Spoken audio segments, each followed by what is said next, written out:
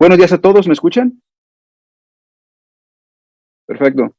Me llamo Ramón Parra Michel y soy el director de Simvestab Guadalajara. Y a nombre de mi institución y de la comunidad científica que la conforma, les quiero dar la bienvenida a todos los que nos escuchan a la Semana Cultural, Científica y Tecnológica que hemos preparado en el marco del 33 aniversario del Simvestab Guadalajara. El tema que discutiremos en este evento es rumbo a la madurez tecnológica en Jalisco. Es decir, mediante diversas pláticas y reuniones de expertos, esperamos conocer diferentes puntos de vista sobre cómo solucionamos la siguiente pregunta. ¿Qué necesita hacer Jalisco para tener una madurez cultural y tecnológica tal que se nos reconozca como un estado donde se genera la innovación de alta tecnología en electrónica y tecnologías de información al menos? Este programa inicia con la exposición de temas culturales el día de hoy. Mañana jueves contaremos con expertos de la Academia y de la Industria y el viernes vamos a contar con discusiones de personalidades de la industria y del gobierno. Finalmente, el viernes por la tarde tendremos el cierre con la ceremonia de celebración del 33 aniversario y la presentación de avance del proyecto Jalisco on Chip, que estará dando su servidor, así como una presentación de acuerdos entre Intel y Simvestab Guadalajara, que nos compartirá el director de Intel Guadalajara, el doctor Jesús Palomino. Bueno, pues sin mayor preámbulo, vamos a iniciar nuestro programa con el ciclo de ponencias de astrofotografía en México, cultura y ciencia ciudadana. Y bueno, nuestro primer ponente es el doctor Pavel Vorobiev, a quien le doy la bienvenida y le agradezco mucho su apoyo en esta plática. Y él nos va a presentar una ponencia titulada Tecnologías que hacen posible la astrofotografía. Entonces, permítanme, por favor, leer parte de la biografía del doctor Pavel para que conozcamos un poco de su trayectoria. Bueno, él es originario de la URSS, en Kiev, Ucrania, radica en México desde los 90. Es ingeniero en instrumentación y control de procesos por la Universidad Autónoma de Querétaro en el 2002. Tiene maestría en automatización y control automático por la Universidad Autónoma de Querétaro en 2006 y doctorado en automatización de procesos de manufactura por la Universidad Estatal de Moscú de Ingeniería Ferroviaria en el 2012. Actualmente es profesor investigador titular B en el Centro de Investigación en Materiales Avanzados, su sede Monterrey. Es miembro del Sistema Nacional de Investigadores y sus líneas de investigación son optimización de procesos, ahorro de energía, fuentes de energía renovables. Ha recibido el Premio Estatal de Innovación Guanajuato 2016, es Premio Nacional de Energía en el 2005, tiene una patente otorgada, una registrada y 4 registros de copyright de software. Tiene más de 20 artículos en revistas internacionales con arbitraje estricto y es profesor de matemáticas y de temas selectos de ingeniería en el posgrado del CIMAB en Monterrey. Como astrofotógrafo, ha participado en charlas de divulgación en línea y presenciales. Durante 2020 ha montado una exposición de astrofotografía titulada Arqueología del Cielo. Ha sido premiado en varios concursos, como el Concurso Nacional de Fotografía Científica del CONACYT en 2015 y 2020, Concurso de Astrofotografía RNAA en 2018, 2019 y 2020, participante premiado de maratones Messier de Querétaro y Nuevo León, Reto Estelar Nuevo León 2019, menciones en la Amateur Astronomy Image of the Day y de APOD con la foto astronómica de Giorgio, Grupo Astrophili de Galileo Galilei, así como menciones en las redes sociales de la NASA. Entonces, bueno, tenemos un experto y estamos muy ansiosos por escuchar su plática. Entonces, sin más, le cedo la palabra a Pavel y pues enhorabuena para todos los que nos están escuchando de toda nuestra comunidad. Que tengan buen día. Muchas gracias, Ramón, por la invitación y por tan cálida introducción. Bueno, ya solo que me habiliten para compartir pantalla y empiezo con mi presentación para compartirles un poco de esta pasión. Algunos le llaman arte, otros le llaman ciencia. Nosotros simplemente, los astrofotógrafos, estamos apasionados con el cielo y nos gusta mucho compartir lo que logramos fotografiar con los demás. Todavía no puedo compartir, nada más que me habiliten, por favor.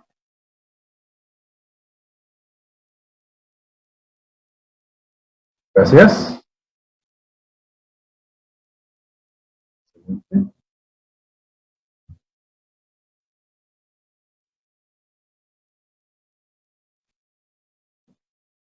Bueno, entonces, primero que nada, yo opino que no hay mejor elección de tema para empezar una semana científico-cultural que la astronomía o la astrofotografía, que tiene que ver con la astronomía, porque esta ciencia es frecuentemente la ciencia a través de la cual nos acercamos a todas las demás ciencias, ¿sí? Porque es la ciencia más palpable. Podemos ver, asombrarnos a través del telescopio con los cráteres de la Luna, las nebulosas, planetas, y esto a muchos los acerca a la ciencia. Ahora, cuando empezamos a ver los objetos, nos damos cuenta muy rápido de que la astronomía de aficionado está limitada a unos 10, 15, 20 objetos a lo mucho. Sin embargo, ahí empezamos a descubrir que la astrofotografía empieza a abrir las puertas para mucho más. Ahora, cabe mencionar que yo hago astrofotografía como afición, aunque muchas de las técnicas de las que voy a platicar las utilizamos acá en el CIMAV Monterrey, que se ubica en el Parque PIT, Parque de Investigación e Innovación Tecnológica, aquí en Apodaca, Nuevo León. Muchas de las técnicas se utilizan en microscopía, en procesamiento de imágenes, etcétera. Muchos algoritmos también se utilizan para análisis de datos estadísticos, ¿no? Entonces, muchas de las tecnologías, algunas por lo menos, de las que voy a hablar, las compartimos científicos de otras ramas de la ciencia también. Como una muy breve introducción, yo empecé con astrofotografía en el 2000, vandalizando una camarita web de las bolitas de Logitech, adaptándola a un telescopio muy simple, empezando a sacar las primeras fotografías. Porque en aquel entonces los precios, los costos, la tecnología disponible prácticamente era inalcanzable para un aficionado. Hoy en día ya es muy diferente. Entonces, me gusta empezar la plática con esta pequeña introducción del por qué la astrofotografía es mucho más poderosa que la astronomía de aficionado. Y para eso hay que imaginarnos nuestro ojo en conjunto con el cerebro como una cámara, ¿sí? Entonces, donde pues el ojo es el lente y el cerebro es el procesador. Este procesador es capaz de procesar fotos individuales a velocidades no más lentas que 24 cuadros por segundo. Por eso estamos viendo las películas a esta velocidad. Y por otro lado, pues estamos limitados por la capacidad del ojo para aceptar los fotones que entran, ¿no? Entonces, ¿qué es lo que hace un telescopio? Un telescopio normalmente nos agranda el ojo, hace que el diámetro de la capacidad captadora de fotones sea más grande. Como ejemplo, un telescopio de 6 centímetros de diámetro colecta aproximadamente 70 veces más luz que el ojo. Ahora hagamos un pequeño experimento.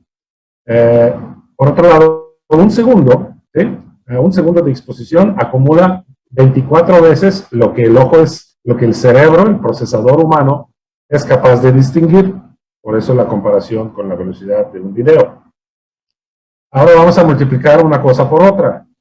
Un segundo de exposición a través de un telescopio de apenas 6 centímetros ya recolecta 1700 veces más fotones que el ojo desarmado puede hacer. Si nos vamos a un minuto, es el número anterior multiplicado por 60. A una hora de exposición, otra vez por 60. Y aquí un ejemplo de una fotografía de 42 horas de exposición. Acá le decimos integración, porque en realidad se integra a través de diferentes algoritmos de apilado, pero es equivalente a 42 horas de integración. Entonces, me gusta hacer el experimento con la siguiente conclusión. No es muy exacta esta comparación, pero da una idea. Como nos entran casi 4 millones de veces más fotones en esta foto que en lo que el ojo desarmado puede ver, para poder verlo a través de un telescopio sin tener que acumular 42 horas de exposición, es decir, asomarnos por el telescopio y verlo más o menos de este nivel, necesitaríamos un telescopio de 100 metros de diámetro.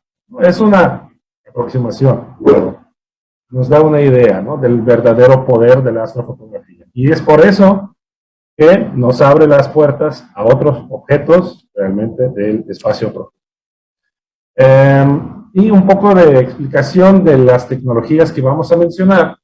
Las principales tienen que ver con la contaminación lumínica, y esa, a su vez, tiene que ver con la oscuridad del cielo. Entonces, existe una escala Bortle, donde el Bortle nivel 1 es el cielo perfectamente oscuro, y el 9 es el centro de cualquier ciudad grande, ¿no? Y pues sus números intermedios de cielos rurales. Un ejemplo. Acá tenemos precisamente el pequeño telescopio de nuestro ejercicio, un telescopio de 6 centímetros de diámetro, una cámara común y corriente reflex, y lo que se puede fotografiar en apenas 2.5 horas de exposición desde un cielo Bortle 1. ¿Qué más se puede ver en un cielo Bortle 1? Es importante hacer notar este color verde, que es la luminiscencia atmosférica, un fenómeno causado por... hay varias causas, pero al final de cuentas es luminiscencia atmosférica. Tiene la misma naturaleza, por así decirlo, que las auroras boreales, pero pues solamente las podemos ver. Ver, no, pero fotografiar muy fácilmente desde cielos realmente oscuros. Esto fue tomado en San Pedro Mártir, Baja California, donde está el Observatorio Nacional, San Pedro Mártir. Mientras nos vamos alejando, o sea, acercando hacia la ciudad, alejando de las zonas Bortle 1, por ejemplo, un Bortle 2, ya podemos ver de qué manera se manifiesta la contaminación lumínica de ciudades lejanas. Aquí esto es lo que causa esta contaminación, es la ciudad de Mexicali, y podemos ver que arriba de esta contaminación, esta luminiscencia atmosférica ya no se alcanza a fotografiar, ¿sí? La contaminación lumínica se la come apenas en un Bortle 2, ¿sí? Si nos vamos alejando, aquí es un Bortle 3, y podemos ver que ya prácticamente no se ve la luminiscencia en ningún lado, porque tenemos más fuentes de contaminación. Y así nos vamos alejando, un Bortle 4, ya no se ve nada, todavía se alcanza a ver la Vía Láctea, fotografiar, pero casi no, y llegamos al suburbio de Monterrey, con un poquito de nubes, donde las nubes empiezan a reflejar la contaminación de la ciudad, y ya con eso, con tantita humedad en el aire, ya dificulta mucho la fotografía. Ahora, mientras que contra las nubes no podemos hacer nada en el tema de astrofotografía, aunque sí de astronomía, y de esto nos hablará más adelante Fernando, pero pues no podemos hacer nada contra las nubes, pero sí podemos hacer algo contra la contaminación lumínica. Eso es lo que tenemos en los centros de las ciudades grandes, como Guadalajara, Monterrey, Ciudad de México, y muchos otros que ni siquiera las estrellas grandes se alcanzan a ver. Lo bueno es que sí hay solución, y va a ser la primera de las tecnologías de las que quisiera hablar. Para eso necesitamos recordar que es el espectro electromagnético, y pues poder seleccionar de todo ese espectro aquel intervalo que, en donde caben todos los colores, ¿no? Las longitudes de onda distintas para los diferentes colores.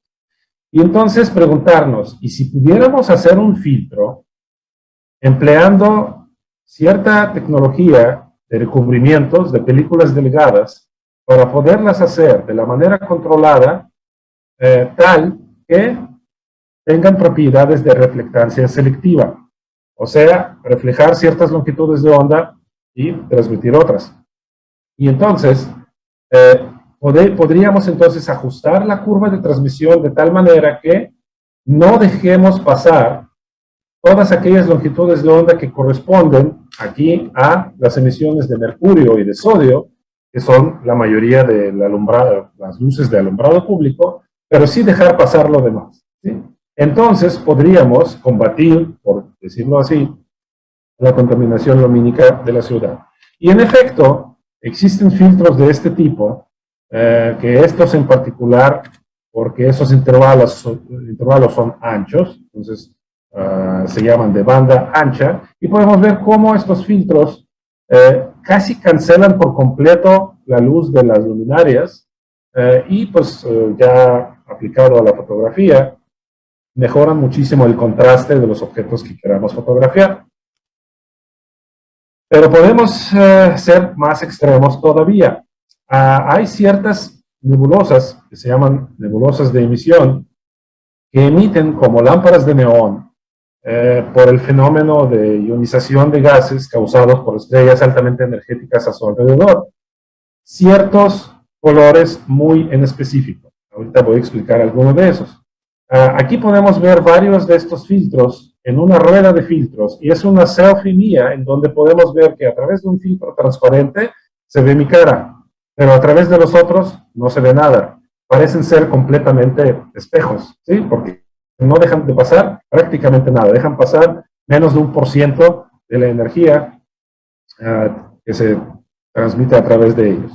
Y entonces aquí podemos distinguir varias bandas que corresponden a las emisiones de gases ionizados de hidrógeno, sulfuro y oxígeno. Y el fenómeno, solo para explicar por qué, en las nubes moleculares de los gases, el gas se encuentra bajo presión, o la ionización también lo energiza, y una u otra causa puede causar el cambio de orbital del electrón. Y entonces, en particular, cuando el cambio en el átomo simple de hidrógeno hace el cambio que baja de la orbital 3 a la 2, esto emite un fotón con una energía que corresponde precisamente a 656 nanómetros, que es esta línea de aquí, y así con todas las demás, ¿no? Así el hidrógeno puede tener H beta, H gamma y los demás gases también, ¿no? Y entonces, como estas lámparas de neón naturales se prenden y nosotros con estos filtros podemos dejarlos pasar, así eliminando por completo todas las demás energías. Pero como decía al inicio, que no es sustituto para cielo oscuro, podemos ver que aquí solo tenemos estos colores puntuales, nada más. Entonces, todos los demás colores se pierden con estos filtros. Entonces, no se puede, por ejemplo, trabajar con galaxias o otras nebulosas que emiten o reflejan luz de espectros más amplios que estas líneas puntuales. Entonces, obteniendo estos imágenes a través de estos filtros y después combinándolas, ya obtenemos imágenes muy limpias y podemos, la principal ventaja es que podemos trabajar desde el centro de ciudades más contaminadas del mundo. Regresando al tema de tecnología, ¿cómo se hace eso posible? Entonces, como la luz, ya vimos, tiene ciertas longitudes de onda, entonces los recubrimientos de reflectancia selectiva se hacen por diferentes técnicas, sputtering, ALD, todas con un estricto control de las capas y de sus dimensiones. Entonces podemos lograr ciertas rejillas de tamaño nanométrico que literalmente no dejan pasar las longitudes de onda de pues, cierta longitud, valga la redundancia, y sí dejar pasar de otra longitud. Entonces, estas rejillas se crean a nivel nanométrico, aquí se puede ver en esas micrografías, y es como obtenemos filtros de reflectancia selectiva que dejan pasar solamente una cierta longitud de onda, como podemos ver en estas gráficas. ¿Sí?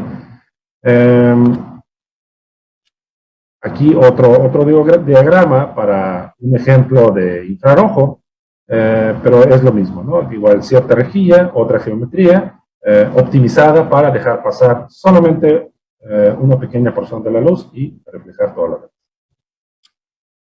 Otra de las tecnologías que hay que mencionar es la que seguramente allá en Semestad Guadalajara conocen muy bien, que trabajan con sensores y con semiconductores, es pues la invención en su momento del sensor CCD y posteriormente el sensor CMOS, y ambas tecnologías pues se encargan de, a nivel semiconductor, convertir los fotones recibidos por el material en electrones y canalizarlos, y así registrar electrónicamente la señal. ¿Cuál es la ventaja principal de esta tecnología? Es que ya hoy en día los sensores ofrecen una sensibilidad mucho más alta que la de las emulsiones fotográficas que se utilizaban en rollo o placas fotográficas en el inicio de la fotografía.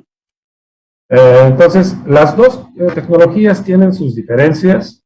Los sensores CCD y CMOS más que nada se diferencian por el tipo de convertidor análogo digital y relativo a eso por el tipo de ruido que generan y cómo tenemos que mitigarlo posteriormente en el procesado, pero sin entrar más a detalle, solamente quisiera subrayar de que cualquier sensor evidentemente es monocromático. Para poder hacerlo a color necesitamos físicamente poner microlentes en cada píxel para así solo otro filtro de reflectancia selectiva, pero mucho menos restrictiva, que solamente deje pasar fotones de cierta longitud de onda, dividiéndolo en los colores RGB y así obteniendo imagen, ¿no? Entonces, en astrofotografía se usan ambos tipos de sensores, pero normalmente nos gusta más usar sensores monocromáticos por el aumento de sensibilidad que estos ofrecen. Entonces, otra tecnología importante para poder hacer astrofotografía de larga exposición es el mecanismo de seguimiento del cielo o compensación de la rotación terrestre, ¿sí? Entonces, para poder hacer, en el experimento inicial mencioné 42 horas de exposición. Pues, para empezar, una noche no dura tanto, ¿no? Entonces, y tampoco el cielo está en el mismo lugar por tanto tiempo, ¿verdad? Entonces, se emplean mecanismos como simples seguidores de un solo eje o monturas ya un poco más especializadas, motorizadas en un eje y en otro eje, cuyo propósito es únicamente compensar a la perfección la rotación terrestre, para que en la mira del telescopio se pueda mantener el mismo objeto durante toda la noche y durante la siguiente noche y poder regresar al objeto durante días o inclusive trabajar en proyectos multianuales. Para esto también se emplea otra tecnología que se llama autoguiado. Aquí pueden ver que además del telescopio principal está otro pequeño telescopio con otra camarita. Entonces, su propósito es, a través de otro tipo de software, poner de referencia alguna estrella y verificar los desperfectos del seguimiento. Y al detectar que la estrella se está moviendo un píxel a la izquierda, un píxel arriba, abajo, etcétera, ejecutar una acción de corrección y mandarla a través de un lazo cerrado de control a la montura. Y aquí podemos ver la gráfica de estos señales, ¿no? De qué tanto le dice que hay que guiar hacia el norte, o hacia el este, o hacia el oeste, etc. ¿Sí? Entonces, otro fragmento de tecnología que se utiliza. Y entonces, vamos a suponer que ya hemos calibrado bien el guiado y podemos estar haciendo fotografías de larga exposición. Recuerdan que habíamos mencionado que estos filtros son prácticamente oscuros para la luz, casi no transmiten nada. Entonces, es por eso que son necesarias exposiciones muy largas. Pero bien sabemos, si hemos hecho alguna vez una fotografía de noche, que estas fotos salen ruidosas.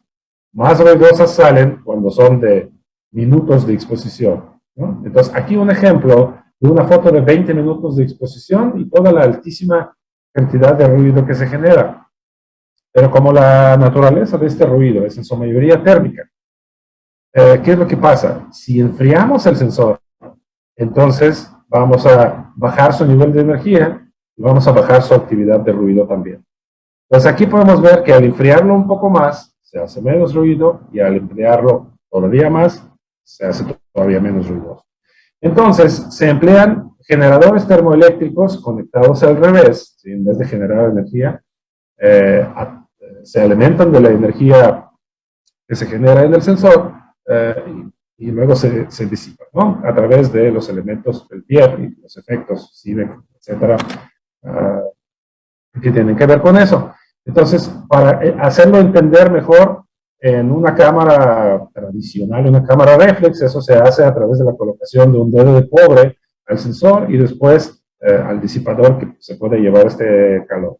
Y en cámaras dedicadas para astrofotografía, todo eso está encapsulado en este cilindro y el sensor está al descubierto, ni siquiera está previsto para darle una lente porque el telescopio es la lente de la cámara. ¿ok?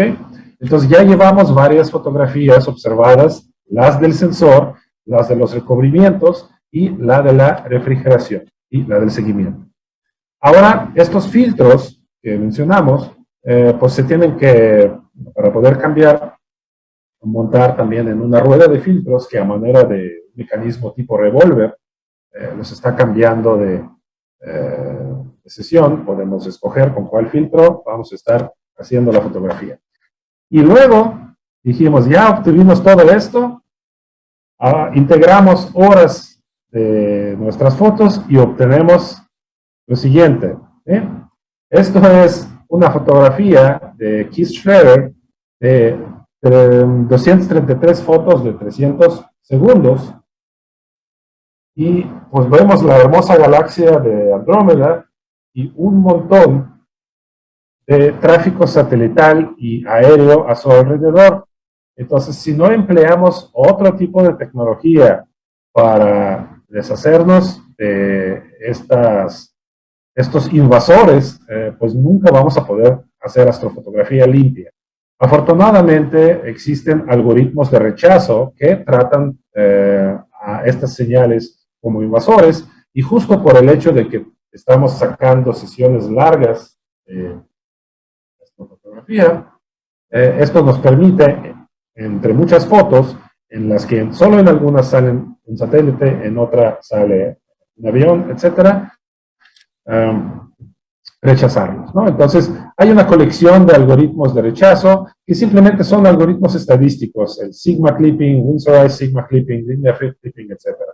Y pues los astrofotógrafos también necesitamos jugar con estos algoritmos para limpiar las fotos de este otro tipo de contaminación. Y aún más con las recientes tendencias de subir miles de satélites para Internet, vamos a tener todavía más contaminación visual en este sentido, y esperemos que los algoritmos aguanten y nos permiten limpiarlo con efectividad.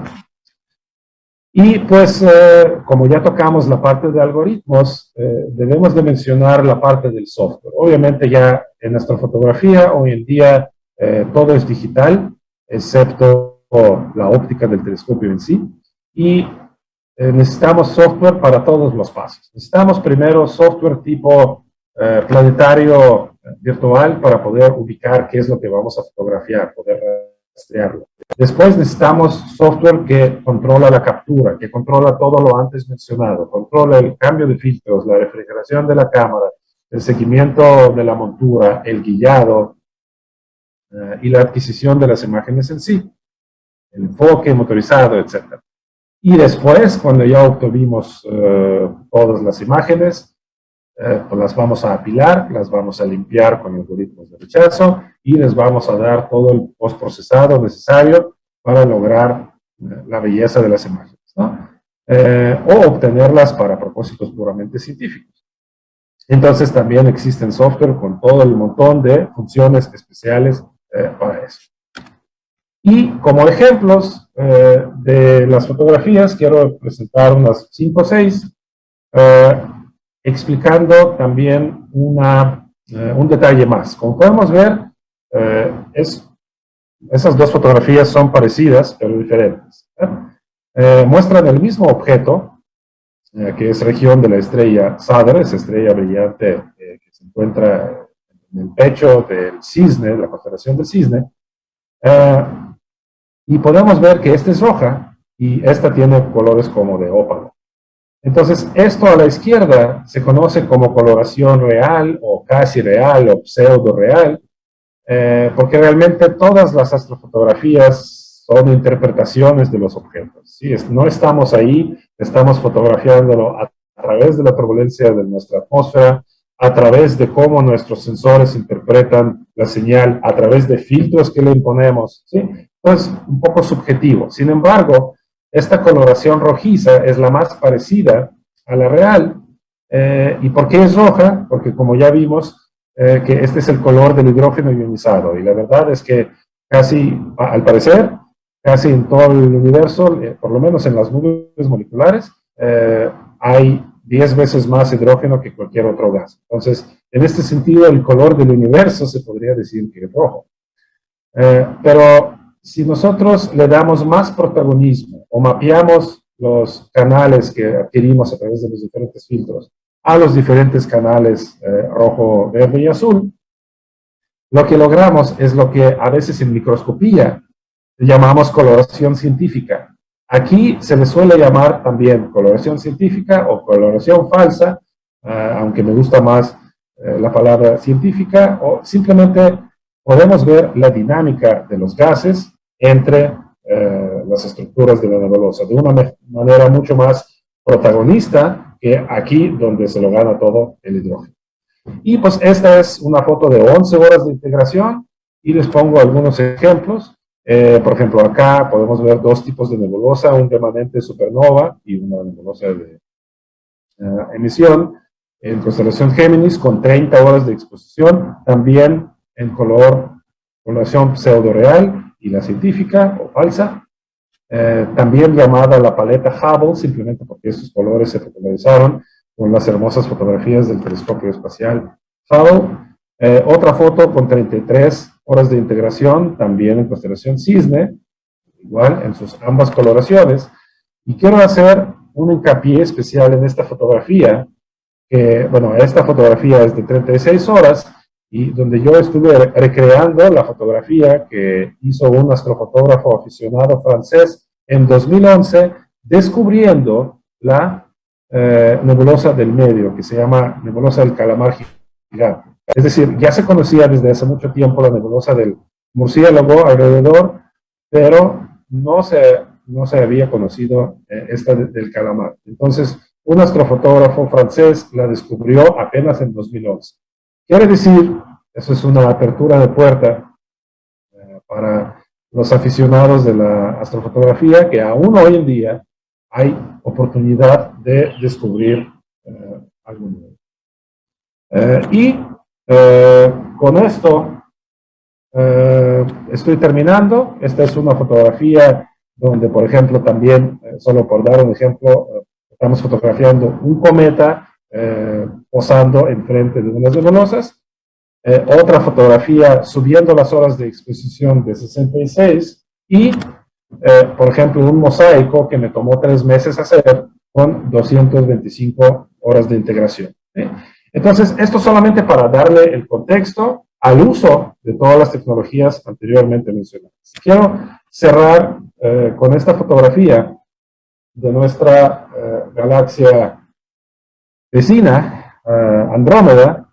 ¿Por qué me gusta mirarla tanto? Porque se supone que se parece mucho a nuestra galaxia, es decir, los astrofotógrafos de Andrómeda posiblemente nos están viendo o fotografiando de una manera similar, y hacer hincapié en estos cúmulos rojos que podemos ver en sus brazos espirales.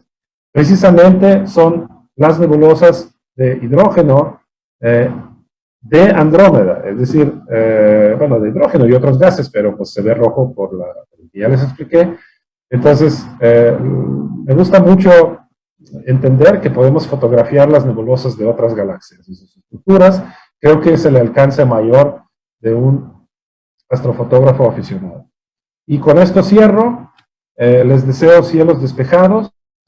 Les recomiendo visitar el grupo de Facebook Astrofotografía de México y del Mundo si les gustaría aprender más de esto, o el único astroforo mexicano en el tema, astroforo.net, o si quieren seguir o preguntarme más sobre las técnicas y sobre mis fotografías en mi Instagram.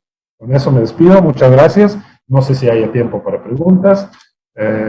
Muchas gracias y le cedo la palabra a Ramón.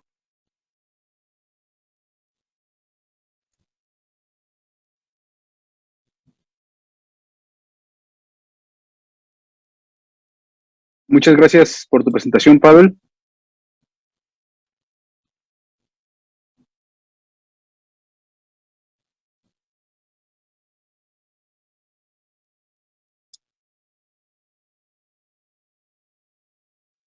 Okay. Alain, ¿pueden confirmar que me escuchan? Pavel, ¿me escuchas? Sí, Ramón, te escucho perfectamente. Ok. Bueno, pues muchas gracias por esta tremenda presentación, es muy interesante. Como comentas, no tenemos mucho tiempo para preguntas. Ya nos compartiste una manera de acceder, de que nuestro público pues acceda hacia ti y que te pueda hacer algunas preguntas. También les comparto que en Facebook también, dando seguimiento a esta transmisión, pueden compartirnos sus preguntas y nosotros se las haremos llegar aquí al doctor Pavel y esperaremos pues también las respuestas que nos dé, se las estaremos compartiendo. Entonces no tenemos mucho espacio para preguntas, pero sí me gustaría hacer una, Pavel, si nos puedes compartir para las personas que están iniciando en este tema, ¿cuánto tiempo les tomaría y si requieren de algún grado de especialización el conocer algunas de las tecnologías que se requieren para poder tener algunas fotografías donde puedan, digamos, identificar cuerpos celestes interesantes para ellos? Bueno, yo te diré que hoy en día ya hay tanto recurso disponible en Internet y entre los compañeros, la comunidad de astrofotógrafos en México ha crecido mucho en los últimos años. Pues yo debo decir que a mí me tomó aproximadamente 5 años llegar al nivel en el que estoy. Pero yo estoy viendo que gente más talentosa que yo hoy en día llega en un año al nivel similar desde cero. Entonces, sí hay una curva de aprendizaje. No es fácil, simplemente por todas las tecnologías que mencioné. Hay demasiadas cosas que pueden fallar, y fallan. Por la ley de Murphy, fallan, ¿no? Entonces, te la pasas siempre resolviendo problemas, pero el resultado lo vale, en mi opinión. Muchas gracias por la respuesta y te agradecemos nuevamente por tu presentación. Te estaremos enviando, obviamente, la constancia de participación. Muchas gracias. Y esperamos seguir contando contigo para eventos futuros. Claro que sí. Gracias nuevamente, Pavel. Gracias y saludos a todos. Saludos. Bueno, vamos a continuar con nuestra segunda ponencia, que va a ser a cargo del maestro José Antonio Montanus Treviño, y el título es Colaboraciones ProAm o Profesionales Amateurs en la Astronomía. Me voy a permitir leer también parte de la biografía del maestro.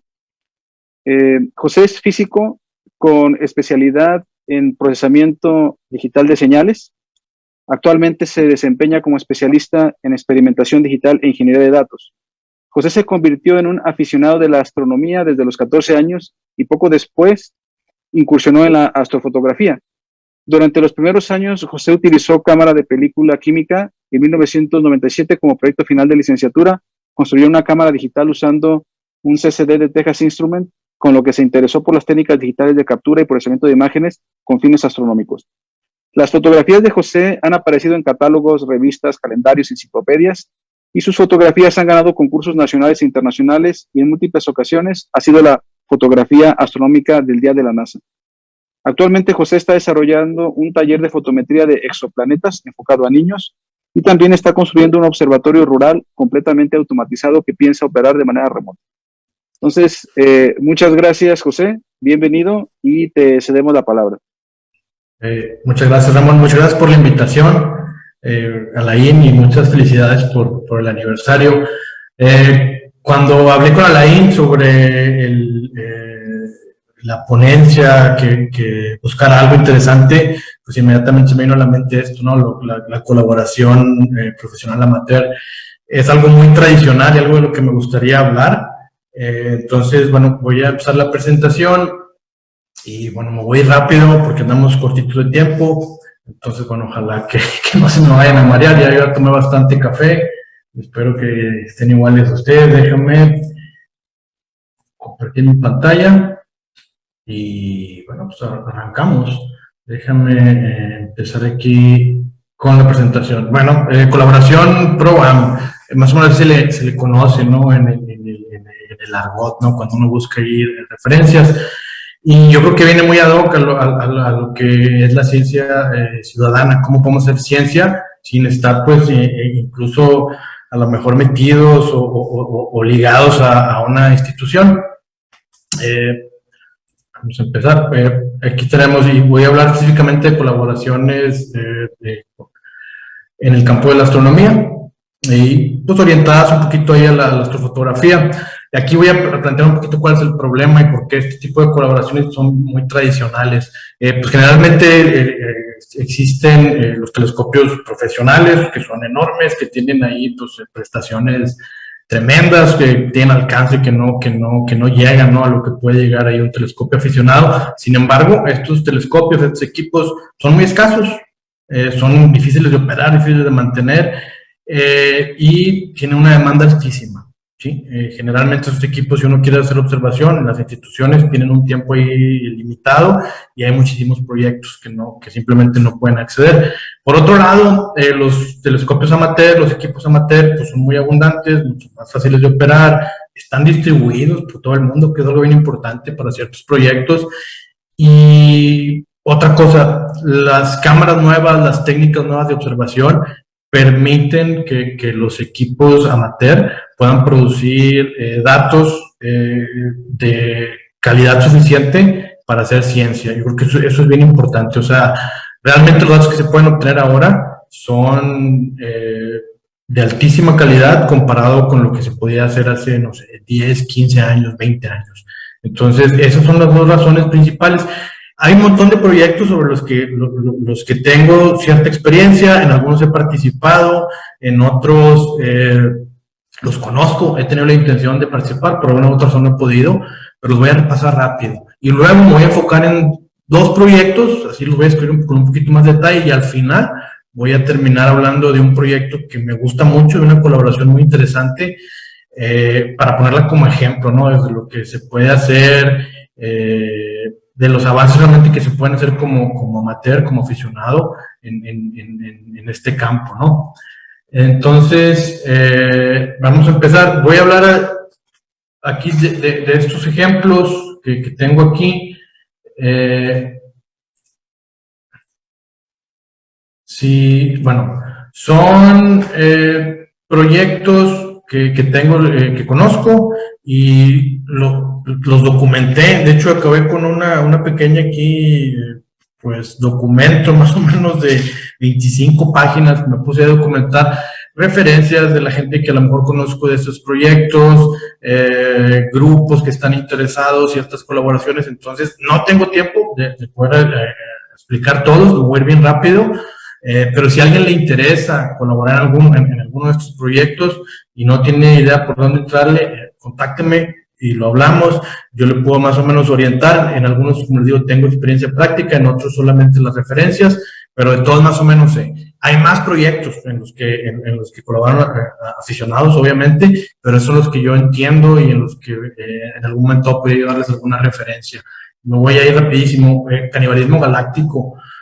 Con imágenes de amateurs se puede más o menos ver ahí tener cierto conocimiento, se pueden estudiar cómo se formaron las galaxias y si las galaxias en una edad temprana interactuaron con otras. Todo eso se puede hacer perfectamente bien con equipo amateur, con ciertas limitaciones obviamente, pero hay ejemplos muy claros donde esto se hace. Igual colisiones de asteroides en Júpiter, también hay colaboraciones amateur. Simplemente estos son eventos casi fortuitos, las detecciones. Entonces aquí lo que se quiere es mucho tiempo ahí de observación, y como les comento, los grandes telescopios pues no están ocupados, tienen agenda, están haciendo otra cosa.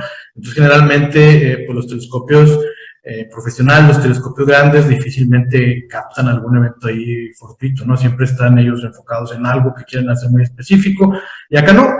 Generalmente aquí con los amateurs mucha gente está fotografiando los planetas. Entonces cuando hay algún evento, se llama a los amateurs a ver si ellos tienen registro en las horas o en el tiempo donde sucedió el evento, y de ahí se empieza, pues digamos que a reconstruir como algo parecido a lo que son las cámaras de seguridad, ¿no?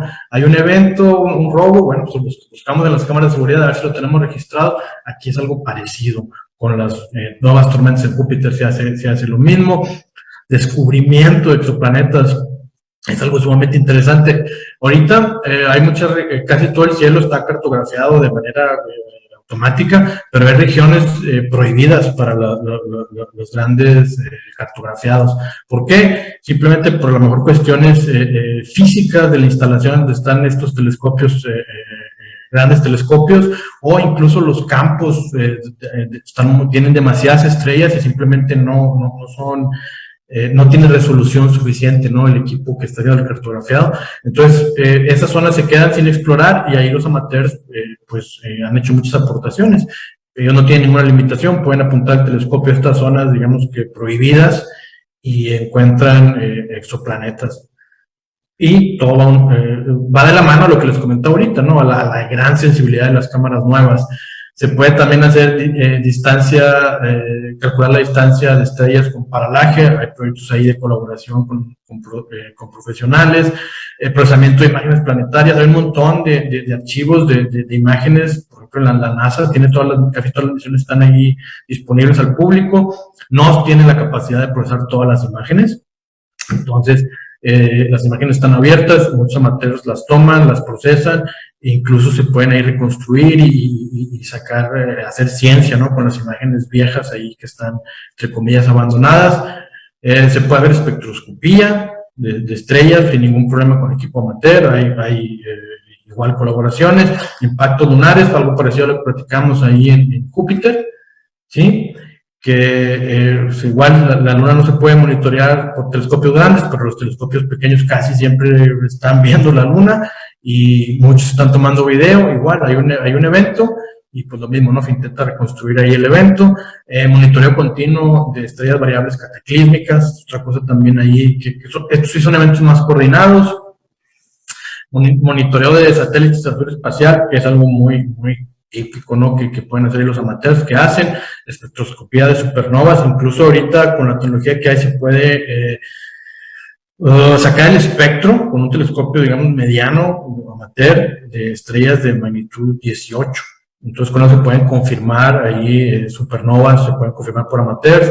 También hay monitoreo de estrellas jóvenes, monitoreo de cometas periódicos. Lo mismo, aquí no se intenta descubrir un cometa, pero simplemente los cometas periódicos de repente tienen cambios súbitos y esa información es muy útil, ¿no? Para poder entender ahí la formación o ciertas características.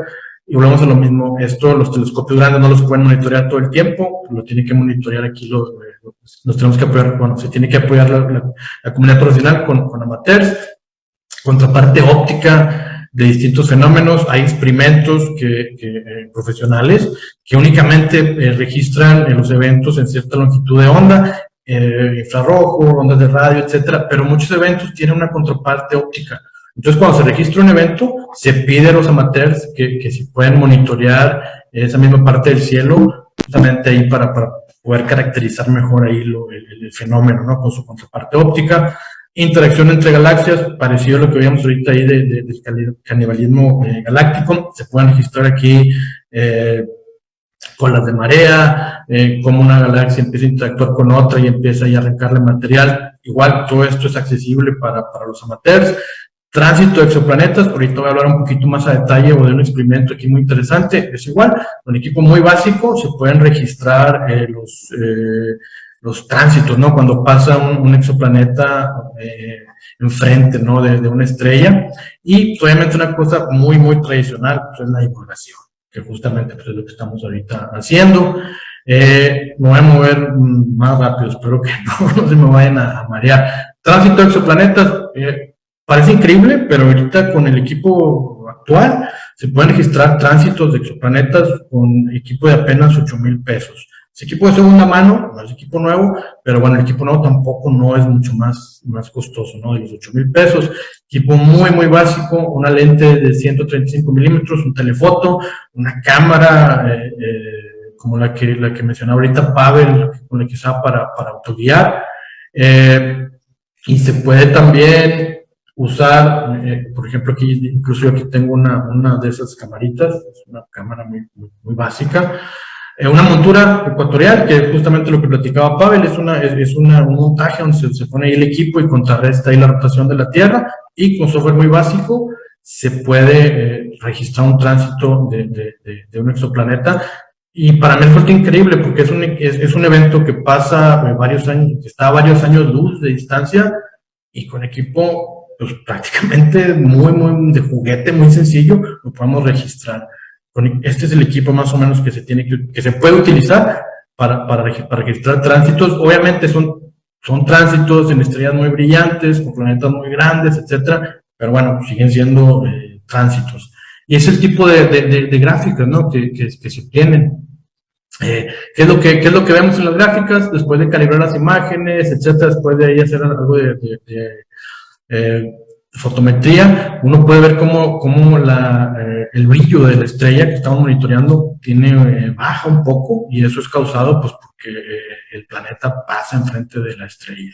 Entonces, eso se puede hacer, ¿sí? Y cualquier persona que esté interesada me manda un correo, me dice, y podemos hacer algo. Es algo muy sencillo de hacer. En una noche tienes los datos, al otro día los reduces y tienes ya este tipo de gráficas. Los puedes corroborar ya con las predicciones. Casi siempre con equipo tan básico no vamos a descubrir un exoplaneta, pero sí podemos ahí más o menos corroborarnos las predicciones de los exoplanetas conocidos. Bueno.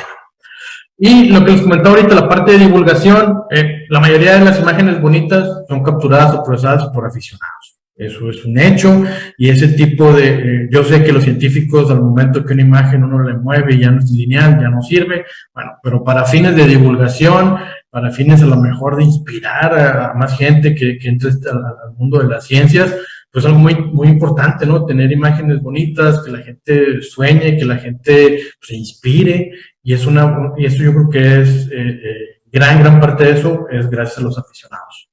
Hay una página muy tradicional, la APOD, es de las páginas más viejas del Internet que se actualizan constantemente. Cada día se cambian de imagen, es una imagen astronómica, casi todas son por aficionados, algunas son profesionales, pero bueno, se hace un astrónomo profesional, explica la imagen, y esta APOD sirve como repositorio, ¿no?, de imágenes para para divulgadores, para divulgación. Entonces yo creo que es un esfuerzo importante, y como esto pues hay muchísimos. Ahora sí, voy a hablar de otro tipo de colaboración. Me voy bien rápido, espero que no se me pierdan, queda poquito tiempo, pero sí quiero tocar el tema.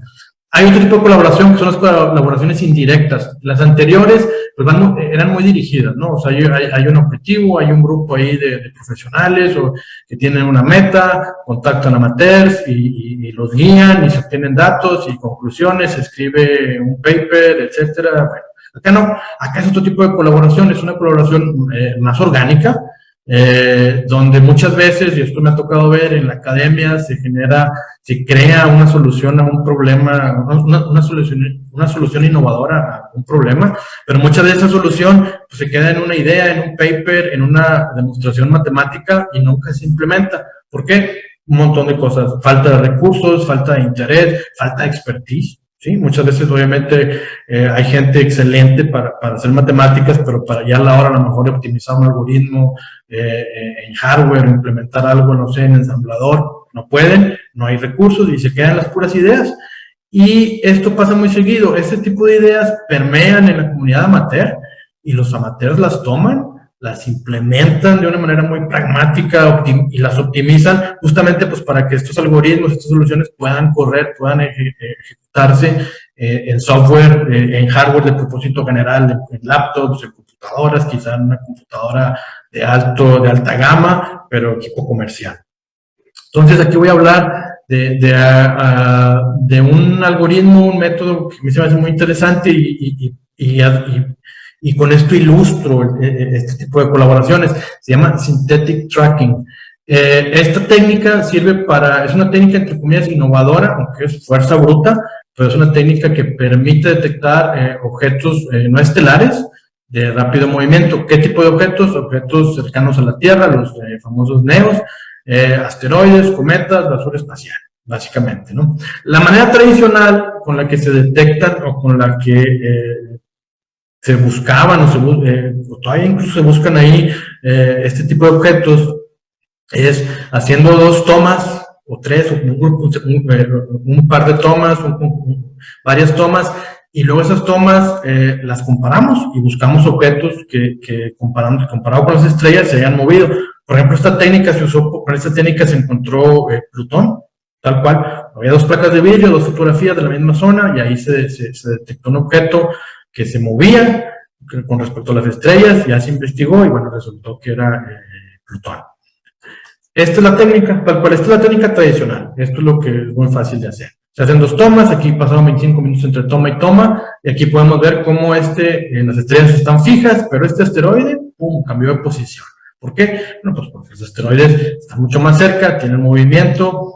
Las estrellas también tienen movimiento, pues están muchísimo más lejos, y prácticamente en un día, en un mes, no van a cambiar de posición con respecto a sí mismas, pero los objetos no estelares sí cambian. Entonces aquí es la manera tradicional de detectar objetos. Aquí el detalle es que, en nuestra fotografía, ahorita como les comentó Pavel, queremos hacer fotos de mucha exposición, pero justamente, ¿qué es lo que queremos lograr con eso? Pues queremos incrementar la relación señal-ruido de las fotos, ¿no? Hay varias técnicas, una es la muy sencilla, se hacen tomas más largas, otra, la que practicó Pavel, se toman varias tomas del mismo campo. Esas tomas se calibran y luego se apilan, es decir, se aplica estadística píxel a píxel, donde se intenta ahí, pues, estimar el valor que debe de tener ese píxel, ¿no? Entonces, se aplican estos algoritmos estadísticos y pues se obtiene una imagen con mejor relación señal-ruido. ¿Qué ventajas tiene qué ventajas tiene incrementar la relación señal-ruido? En detecciones, simplemente puedo detectar objetos menos brillantes, objetos de mayor magnitud, ¿sí? Entonces aquí voy a poner un ejemplo bien práctico, un experimento que yo realicé. Esta es una toma corta de un solo cuadro. ¿Qué pasa cuando aumento a 16 cuadros, 16 tomas y las apilo usando estos métodos estadísticos? Pues si pueden ver, no sé si se ve ahí en la compresión del video, pero bueno, aquí se empieza a ver un poquito más de estructura, se ven más estrellas. Lo que pasa cuando me voy a 1000 tomas. Aquí ya la imagen prácticamente no tiene ruido y hay un montón de estrellas que en las tomas anteriores era pues prácticamente imposible, ¿no?, de decir si estaban o no. Luego aquí los podemos ver, ojalá que la compresión no haga de las suyas. Aquí se ve una estrella con 1000 tomas, pero si me voy a 16, pues no se ven, están perdidos, ¿no? Yo no puedo asegurar que ahí hay una estrella, ¿no? Y pues mucho menos en la de un cuadro. Entonces, esta técnica es la técnica tradicional para incrementar la relación señal-ruido.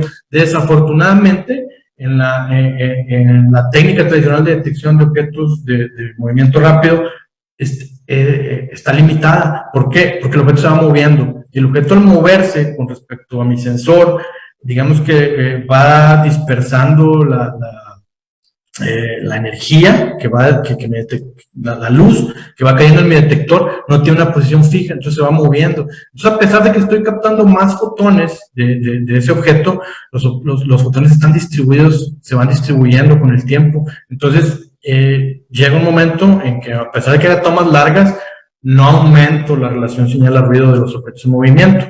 Esto es lo que pasa cuando una toma larga. Aquí pueden ver, se ve aquí una raya. Simplemente el objeto se va moviendo. Pero si yo veo cada píxel, qué señal tiene, yo puedo hacer tomas más largas y cada píxel va a traer la misma señal.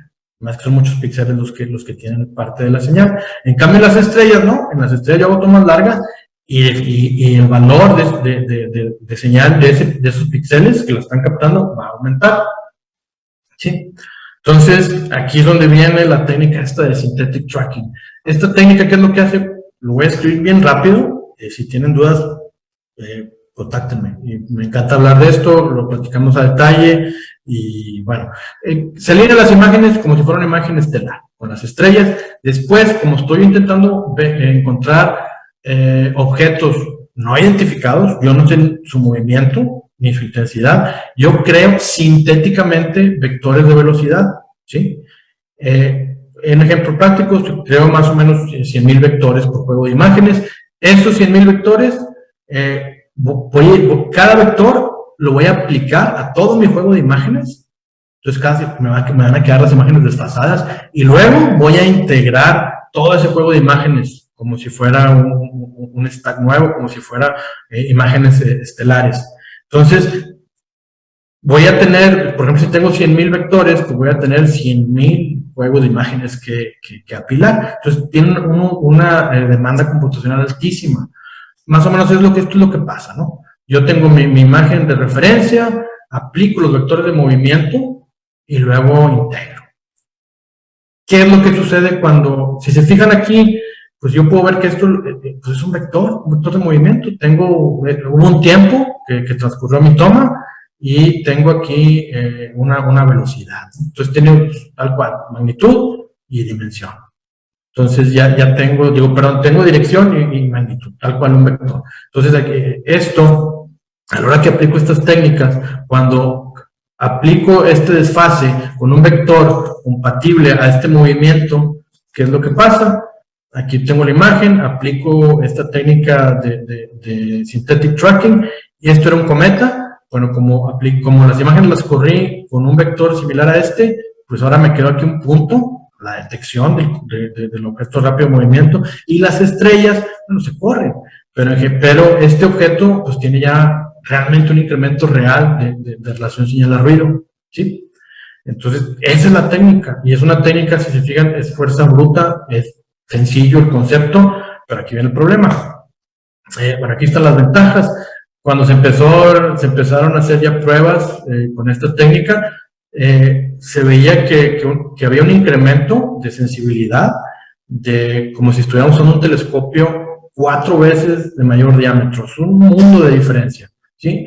Entonces, esto era equivalente a decir que con un telescopio de 25 centímetros, de 250 milímetros, se podían alcanzar a detectar objetos que con la técnica tradicional se podría hacer con un telescopio de 1 metro. Pues es una cosa tremenda. Se hicieron las primeras implementaciones y bueno, topamos con esto, el costo computacional. El costo computacional es altísimo y había en las primeras implementaciones que se hicieron en la academia, pues sí, por ejemplo, un stack de fotos con un procesador grande, no es un procesador pues un procesador profesional, un Xeon, 32 núcleos, se tardaban más o menos en procesar un stack de imágenes en 50 días. Es muchísimo tiempo, pero pues también, bueno, se hizo, porque se empezó a hacer por el aumento tan grande en sensibilidad. Y aquí es donde viene la colaboración, donde pasa esta cosa mágica, ¿no? Cuando los profesionales se quedan y los amateurs toman aquí la batuta. Hay un programa que se llama Tycho Tracker, es un programa creado, es una aplicación creada por un aficionado, Daniel Parrot.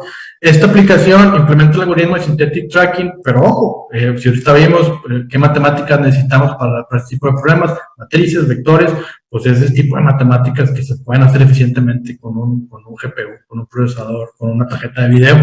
Entonces, él optimizó el algoritmo, lo implementó en GPU, y con un GPU moderno, el algoritmo es de 2 órdenes de magnitud o más rápido que la ejecución en CPU. Más o menos 100 veces o más de 100 veces aumentó la rapidez. Entonces, con Tycho Tracker, las imágenes, yo lo uso, se pueden procesar un juego de imágenes con una tarjeta grande de video, de gamer, de las de minero, en pocos segundos, en pocos minutos, procesas un stack de imágenes, y con el CPU pues, te lleva muchísimo tiempo. Y bueno, te hace mucho más sencillo, ¿no? Y puedes detectar mucho más cosas pues, teniendo esta facilidad. Ya para terminar, aquí está la diferencia entre un telescopio de 11 pulgadas, un telescopio amateur 100%, y un telescopio de 1 metro. Este sigue siendo un telescopio amateur, pero bueno, pues van a ver los precios, ¿no? Pero son telescopios que puedes comprar, que no tienes que mandar a hacer, ¿sí? La diferencia de precios, bueno, pues este telescopio pues sigue siendo caro, es un telescopio de $4,000. O sea, no es un equipo sencillo de usar, pero si uso las técnicas estas de synthetic tracking, puedo alcanzar objetos que hace unos pocos años solamente los podía alcanzar con un telescopio de 1 metro. Pero la diferencia de precio en telescopios no es lineal. Un telescopio de 1 metro comercial vale más de $500,000, contra un telescopio amateur que puedo encontrar disponible cuando lo quiera comprar en $4,000. Entonces aquí vean la diferencia de precio, y aquí donde vean la colaboración, o sea, con ciertas técnicas bien enfocadas, bien acotadas, bien optimizadas, uno puede incluso dar un brinco grandísimo, ¿no?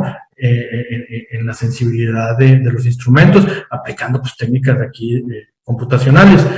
Y eso es lo que les quiero decir, con esto quiero cerrar, que vean que cuando hay pasión y técnica, ¿sí? O sea, eso es indispensable. Se pueden lograr este tipo de cosas, este tipo de avances, sin estar ligado a ninguna institución, sin estar ahí pendiente o bajo la tutela de gente profesional.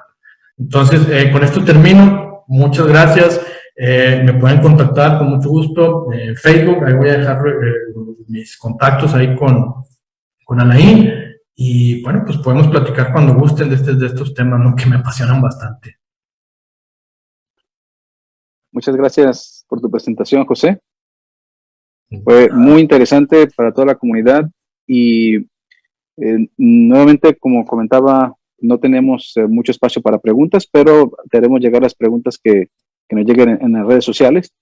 Y seguramente con un poquito más de tiempo te agradeceremos que nos acompañes nuevamente en un evento un poco más extenso o extensivo para poder hacer llegar a más miembros de nuestra comunidad y a todos los que nos ven, pues esta manera de acercarse a la ciencia, ¿no? Entonces nada más quisiera que a ver si nos puedes apoyar con una pregunta, la respuesta a esta pregunta.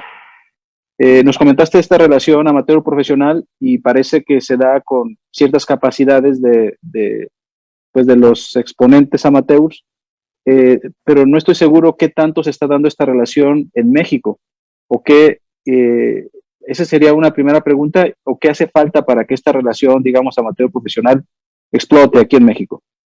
Aquí en México, hasta donde sé, sí hay ciertos proyectos que se llevan a cabo. Sé que hay proyectos de amateur donde ellos apoyan, no haciendo observación con sus equipos, pero apoyando para usar la instrumentación. Hay observatorios que tienen equipo y simplemente no tienen el personal, o el personal no está capacitado para poderlo operar.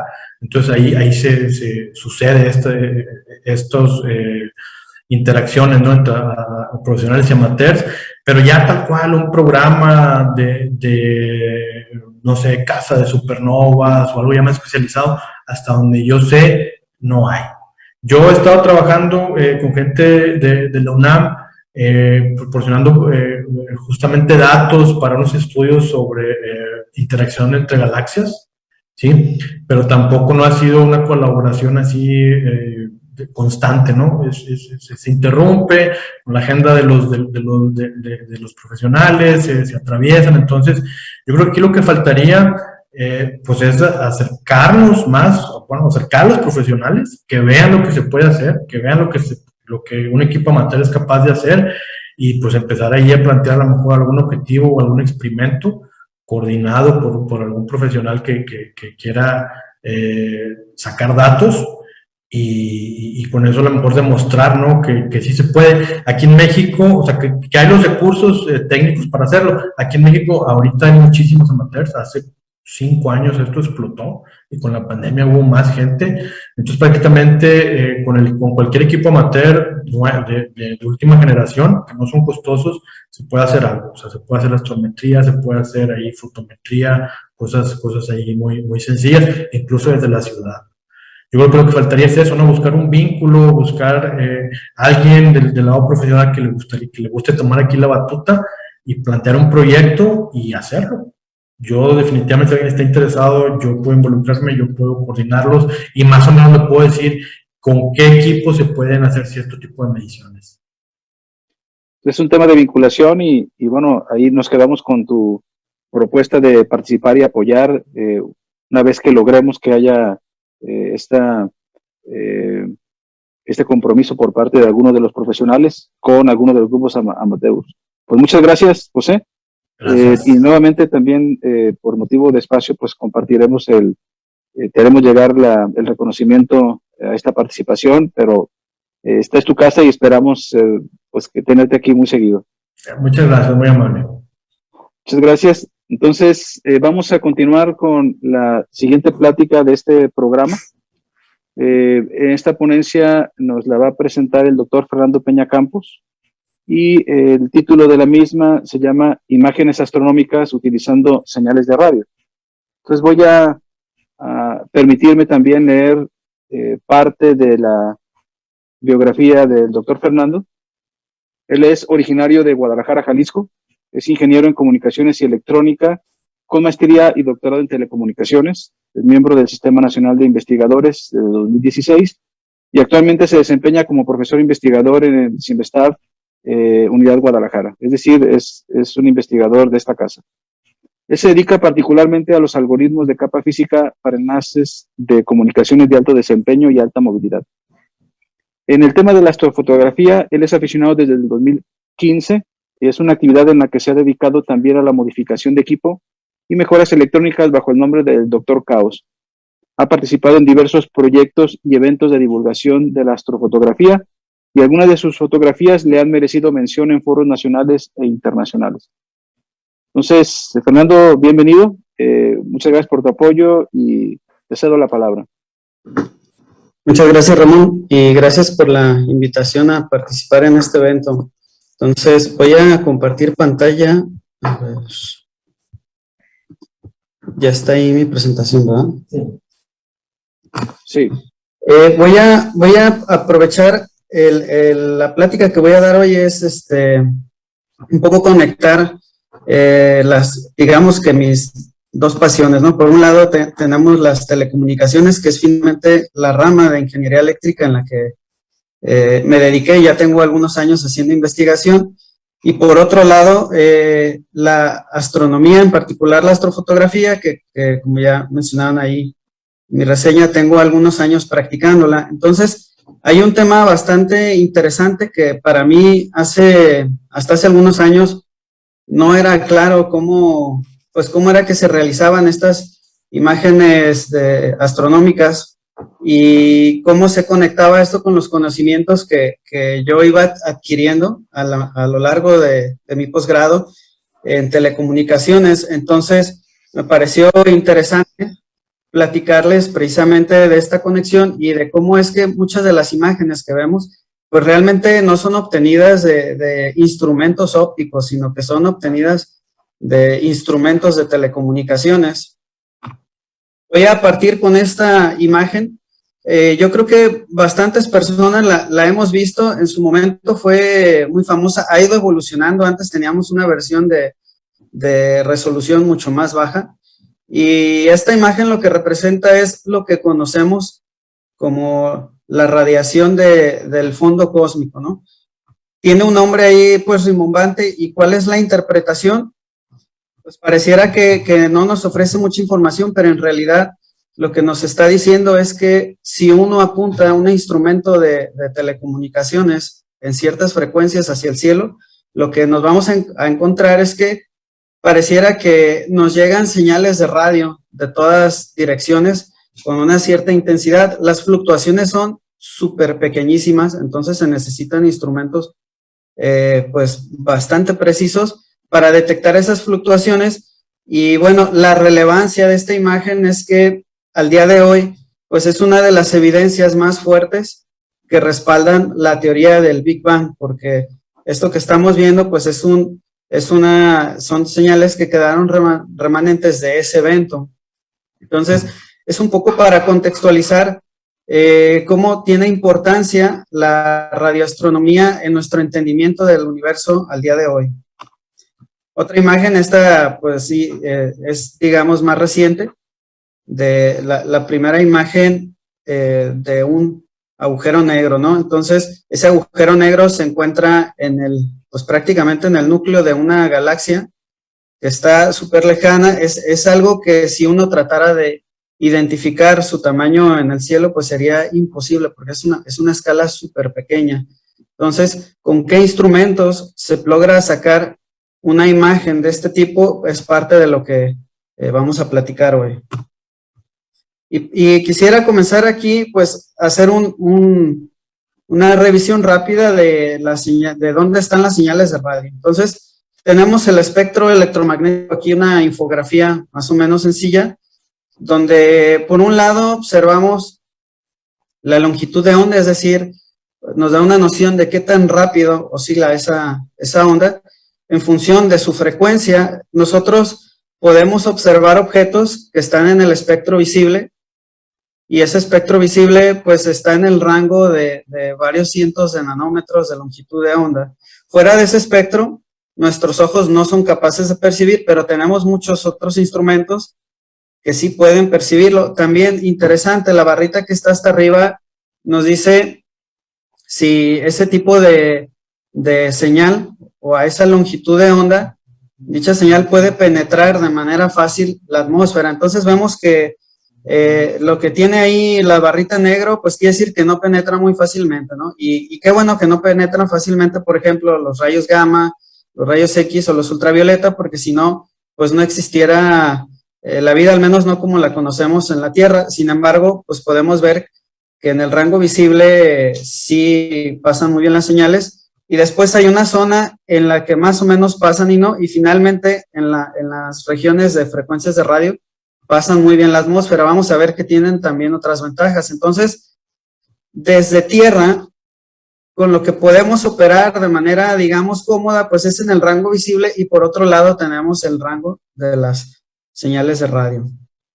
Entonces, ¿qué ventajas tiene las señales de radio sobre solo observar el universo en el espectro visible? La primera de las ventajas es que si uno trata de observar objetos astronómicos durante el día, pues lo único que nos vamos a topar es el sol y la luna. A veces al atardecer y al anochecer pueden aparecer algunos elementos muy luminosos, como puede ser Júpiter, Venus, pero fuera de eso, si nos limitamos al espectro visible, la misma radiación que refleja, digamos, nuestra atmósfera, pues hace que veamos todo, pues en un ambiente limpio, pues solo vamos a ver azul, ¿no? Entonces, eso nos quita bastantes horas, y pueden ser muchas horas dependiendo inclusive de en qué latitud nos encontremos y en qué etapa del año. Entonces, una de las ventajas de las señales de radio, pues es que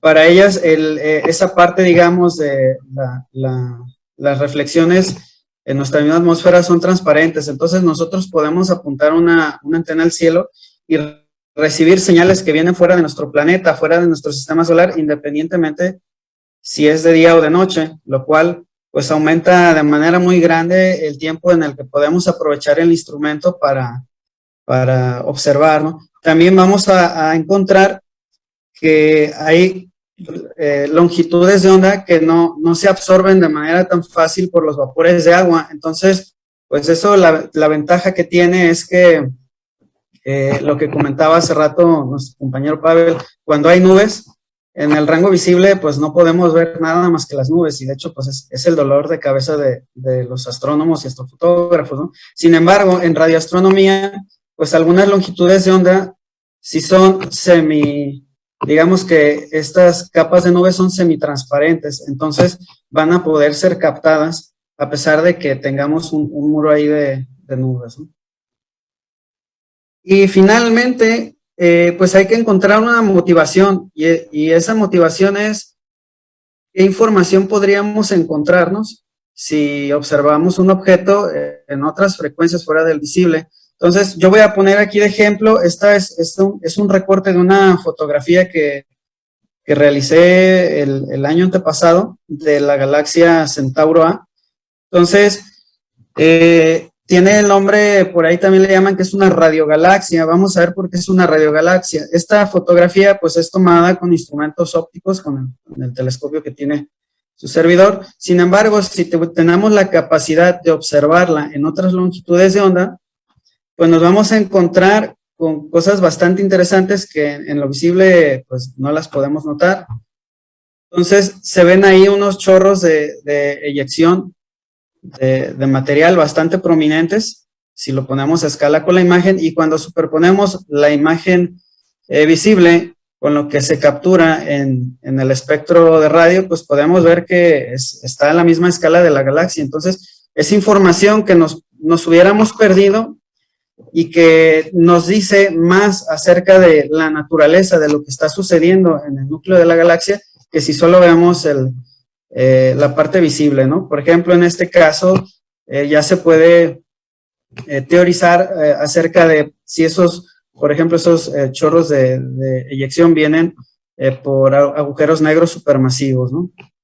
Entonces, la motivación está precisamente en que hay bastante información que nos pudiéramos estar perdiendo, y que vamos a ver también que es indispensable para entender cómo funciona nuestro universo y también cuáles fueron los orígenes del universo, en el caso, por ejemplo, de las imágenes de radiación cósmica de fondo, ¿no?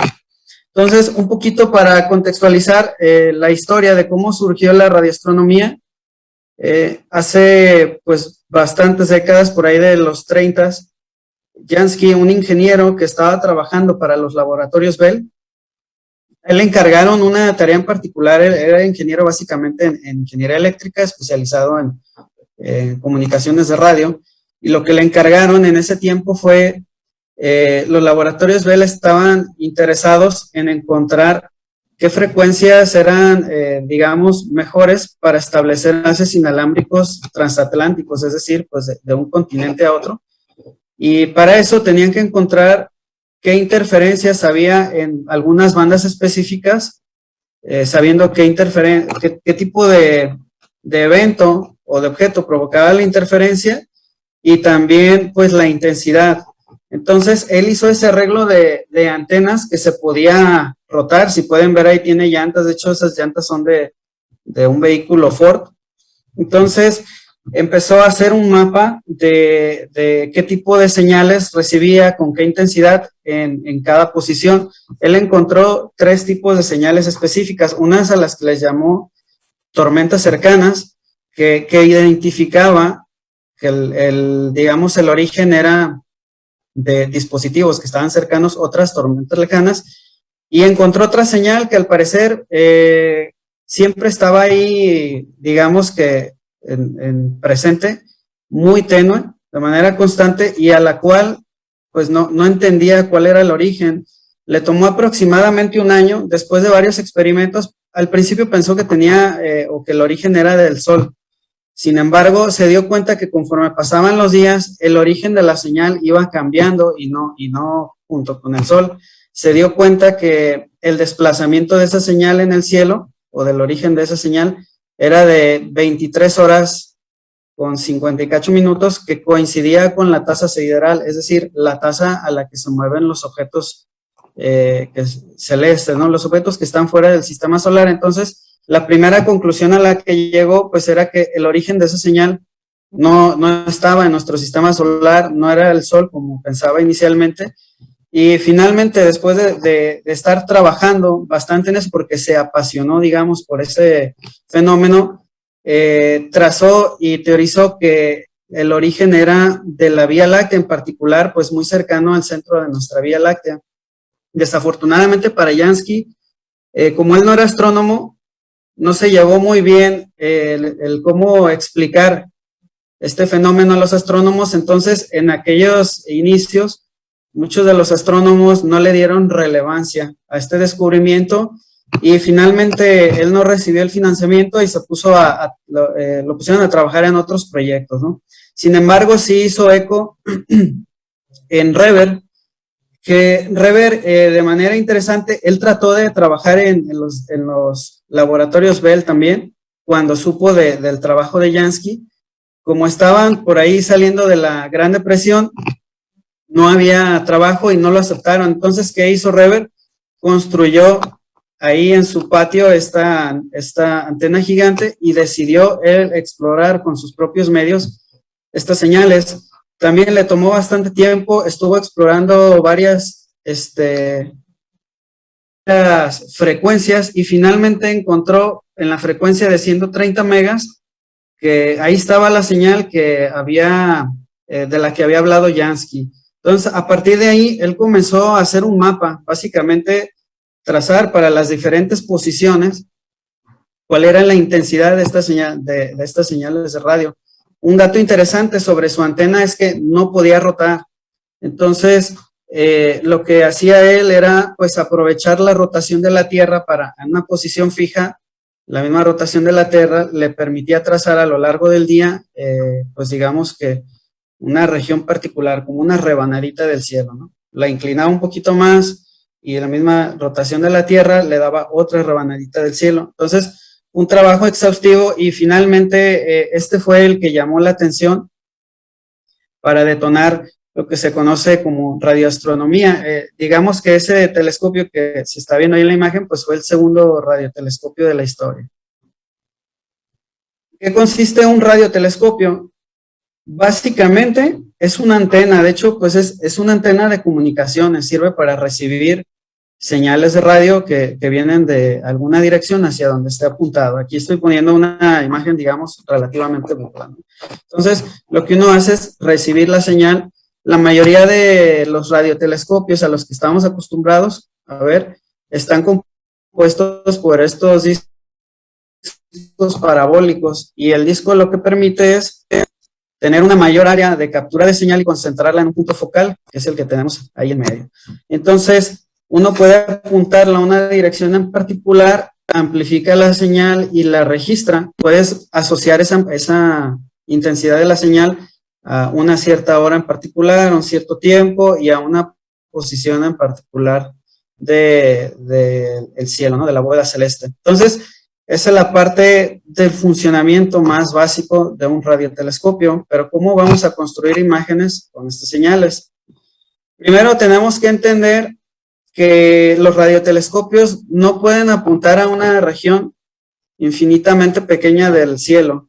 Están limitados por el tamaño del plato, más o menos en proporción inversa, es decir, mientras más grande sea el diámetro del plato, puede tener mayor resolución, pero también pierde resolución si la longitud de onda es pequeña. Entonces, yo aquí les muestro dos ejemplos. Vamos a suponer, por ejemplo, que hay un plato de 76 metros, perdón, de 76 metros y una longitud de onda de 21 centímetros, que correspondería a 1.4 gigas. Entonces, eso nos da una resolución de aproximadamente 0.16 grados, es decir, los objetos que estén más pequeños de 0.16 grados en el cielo, pues no los vamos a poder resolver, no los vamos a poder separar, ¿no? Sin embargo, si hiciéramos un plato o un objeto óptico de ese mismo tamaño, pero nos fuéramos a un rango de frecuencias muchísimo más altos a la luz visible, la resolución es mucho mayor, es decir, yo puedo resolver objetos aproximadamente pues, 400 veces más pequeños, y aquí hay una simulación de cómo se vería, por ejemplo, esta resolución baja en señales de radio, esta imagen de la galaxia M33, contra si utilizáramos objetos ópticos. Entonces, aquí tenemos una desventaja de utilizar señales de radios, y es que como estamos en frecuencias mucho más bajas, necesitamos instrumentos descomunalmente grandes para obtener una resolución similar a la que tendríamos si estuviéramos en frecuencias visuales. Entonces, pues no todo es bueno en esto. ¿Y cómo vamos a superar este problema de la resolución? Es donde vienen pues, las técnicas más avanzadas de radioastronomía. La primera de ellas, pues es básicamente, lo pudiéramos ver como fuerza bruta. Ok, necesito un instrumento muy grande, lo construyo. Y aquí muestro una foto del observatorio de Arecibo, que el año pasado pues fue noticia durante un periodo ahí de algunos meses, porque pues prácticamente ya estaba en el abandono y tuvo ahí algunas averías medio catastróficas, ¿no? Pero ¿cuál era la idea? Pues tienes un plato gigantísimo, entonces ese plato enorme te permite tener ya resoluciones pues más o menos aceptables, todavía no se acercaban a las de un instrumento óptico, ¿no? Entonces, aquí viene una problemática, porque ¿cómo mueves o cómo apuntas un objeto de ese tamaño? Pues no sería, digamos, práctico pensar en que vamos a mover este plato, ¿no? Que lo vamos a apuntar a un lugar en el cielo. Entonces, aquí cambia la perspectiva. Hacemos platos esféricos y entonces lo que se mueve es el receptor. Este receptor que está pendiendo de algunos cables se puede mover y se puede rotar aquí donde está toda la instrumentación. Para que se pueda funcionar esto, pues el plato debe ser esférico en vez de una parábola. Y eso tiene otros problemas, porque entonces la luz nunca se va a enfocar en un punto, se enfoca en una línea. Entonces el instrumento que está aquí arriba necesita usar otros reflectores que compensen la forma no parabólica del plato y consigan enfocar toda la señal en un punto en particular. Entonces, si quisiéramos más resolución, pues nos podemos ir a platos más grandes. Hay uno en China más grande, y hay otro que fue construido por la Unión Soviética, que me parece que es aproximadamente de 600 metros, ¿no? Pero esa aproximación pues las técnicas avanzadas de radares hicieron que quedara un poco más obsoleta. Entonces, aquí es donde entra la interferometría. ¿Qué es interferometría o cuál es el principio básico? El principio básico de la interferometría es, si yo tengo dos señales igualitas, dos señales oscilatorias, y una de ellas está desfasada un medio ciclo, entonces cuando yo la sume, pues las señales se van a cancelar entre sí, es decir, los picos máximos de una van a cancelar los picos mínimos de la otra. Si las señales están en fase, es decir, si ambas tienen estas y sus valles en las mismas posiciones temporales, entonces se van a amplificar en vez de destruirse. Esto se conoce como suma constructiva. Entonces, este principio súper básico es lo que habilitó lo que ahora se utiliza de manera más común, que son los arreglos de antenas. Entonces, ¿cuál va a ser la idea? La idea es que yo voy a utilizar antenas que no tienen que ser descomunalmente grandes, como la de Arecibo, pero sí las voy a separar una distancia muy grande o equivalente. Entonces, voy a tener un instrumento con una resolución similar, aunque obviamente pues esto no es la misma actividad, sino que te regresa, pero es bastante resolución. El principio, ¿cómo funcionan estos temas de interferometría? Es, yo tengo dos antenas y voy a relacionar, o sea, voy a, de cierta forma, comparar la señal que llega de una antena con la que llega de otra, pero la voy a retrasar de manera artificial. Entonces, sin duda, en la otra señal va a ser equivalente a dónde quiero apuntar en el cielo. Por ejemplo, si el objeto viniera directamente arriba de las dos antenas, llegue la señal al mismo tiempo a las dos antenas. A medida que voy a retrasar aún más la señal para que las fases queden equivalentes. Entonces, ese es el principio básico, y lo que se hace hoy en día, pues, es utilizar más antenas. ¿Cómo lo vamos a hacer? Si yo tengo dos antenas y tuviera un punto, ese punto me genera un patrón de este tipo, como de barras. Si yo separo más las antenas, me va a dar más resolución, es decir, el punto me va a dar barras más pegadas. Si yo girara las antenas, me da las mismas barras, pero ahora diagonal. Entonces, ¿cómo le puedo hacer para resolver este punto? Yo quiero resolver un punto, no estos patrones de interferencia. Pues necesito agregar algo que me dé información en la otra dirección. Entonces, yo puedo agregar otra antena que no sea lineal a estas. Entonces, con esa aproximación, por ejemplo, un arreglo de 7 antenas, tienes la combinación de 2 antenas, pero para todas y cada una de ellas, entonces, pues te queda más o menos de esta cantidad de puntos equivalentes, ¿no? Entonces, lo que nos puede resolver un arreglo de 7 antenas que no estén colocadas de manera colineal, todas ellas entre sí, pues es algo que ya empieza a parecerse a un punto. Ahora, podemos mejorar esto aún más porque la Tierra se está moviendo, ¿no? Tiene movimiento de traslación y de rotación. Entonces, si yo tomo la señal de esas antenas y me espero un cierto tiempo y tomo más señal, y eso lo vuelvo a correlacionar, entonces equivale como a si tuviera muchas más antenas. Entonces, las mismas 7 antenas, pero tomando señal en un tiempo de 3 horas, nos produce una respuesta mucho más limpia y ya se empieza a parecer al punto que queremos resolver. Aquí lo ideal sería pues que yo resolviera un punto infinitesimalmente pequeño, ¿no? No lo vamos a lograr a menos que pues estas antenas estuvieran separadas al infinito o que tuvieran una separación descomunal, ¿no? Entonces, bajo esta aproximación opera el Observatorio ALMA, que es un arreglo súper grande en el desierto de Atacama. ¿Qué tipo de cosas puede resolver? Pues cosas tan impresionantes como un disco protoplanetario, es decir, una estrella con las formaciones de gases alrededor de ella, que ya empiezan a mostrar los patrones de banda que en algún momento pudieran evolucionar al condensarse, algunos de esas bandas en planetas. Entonces, pues imagínense que le dan un zoom súper tremendísimo a una sola estrellita que está ahí en el cielo y pueden hacerla tan grande como para resolver esto. Entonces, pues es algo impresionante que no se pensaba conseguir pues hace algunas décadas, ¿no? Si queremos ir aún más allá, tenemos algunas opciones. Una de ellas sería pues hacer un arreglo mucho más grande y así podemos seguir, hacer arreglos mucho más grandes de antena, o irnos por otra opción. Pero aquí voy a hacer un paréntesis porque no todas las antenas son móviles como estas.